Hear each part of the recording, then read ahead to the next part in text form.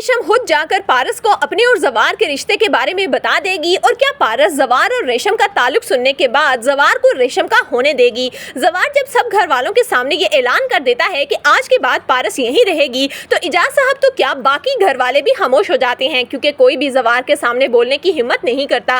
रेशम को बहुत ज्यादा गुस्सा आता है और वो पारस के पास जाकर कहती है कि शायद मैं अपना तारुफ करवाना भूल गई, मैं रेशम हूँ, जवार और मेरी मंगनी होने वाली है और बहुत जल्द हम लोग शादी कर लेंगे। जैसे ही पारस ये सुनती है उसके पैरों के नीचे से तो जमीन ही निकल जाती है। पारस को अपने कानों पर यकीन ही नहीं आता। पारस जिसके भरोसे उसके घर तक चली आई वही उसका ना हो पाए, पारस ये बर्दाश्त नहीं कर सकती। शाम को खाने पर जब मरियम पारस को बुलाने जाती है तो पारस सबके साथ आकर खाना खाती है। जवार पारस को हिचकिचाता हुआ देखता है तो उसे हैरानगी होती है कि पारस जैसी मजबूत लड़की आखिर इतना परेशान क्यों है। खाना खाने के बाद जब पारस अपने कमरे में आती है तो जवार उसके पीछे आता है और कहता है कि क्या हुआ, तुम कुछ परेशान लग रही हो। जिस पर पारस बात को घुमा देती है और जवार के सामने ये नहीं बताना चाहती कि रेशम ने आकर उससे क्या कहा है, इसीलिए वो जवार को कहती है कि कोई बात नहीं, मैं बस डैड के लिए परेशान हूँ, वो अकेले वहाँ सब कुछ कैसे मैनेज कर रहे होंगे, वो हमारे दुश्मनों में है और अगर किसी ने बाबा को नुकसान पहुँचा दिया तो मैं क्या करूँगी। जिस पर जवार कहता है कि पारस तुम्हें परेशान होने की कोई जरूरत नहीं,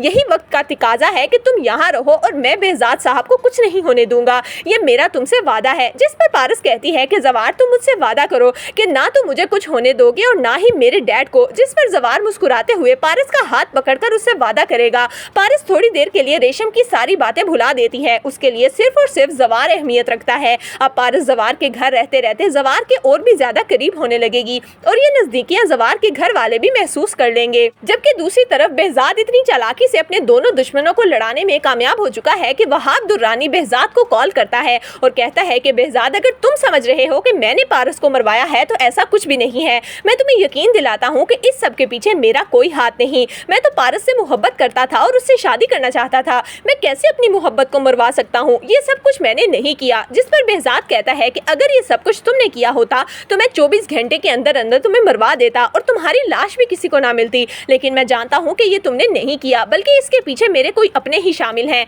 जिस पर वहाब दुर्रानी को समझ आ जाती है कि ये नदीम की बात कर रहा है, इसीलिए वो बेहजाद को कहता है कि बेहजाद अपनी बहन से नदीम की मौत का अफसोस कर लेना, क्योंकि अब नदीम मेरे हाथों से नहीं बचने वाला। बेहजाद तो मुस्कुराने लगता है, आखिरकार उसका प्लान कामयाब हो जाता है। वहाब दुर्रानी फोन बंद करके नदीम शाह को अपने हाथों से मारने के लिए निकल पड़ता है। अब नदीम शाह अपने ही चुंगल में फंस कर रह चुका है, जबकि दूसरी तरफ जवार और पारस में नजदीकियां बढ़ने लगी हैं। तो दोस्तों आपके ख्याल में क्या जवार के माँ बाप पारस और जवार की शादी करवाने पर राजी हो जाएंगे? आपकी इस बारे में क्या राय है, हमें कमेंट्स में जरूर दीजिए।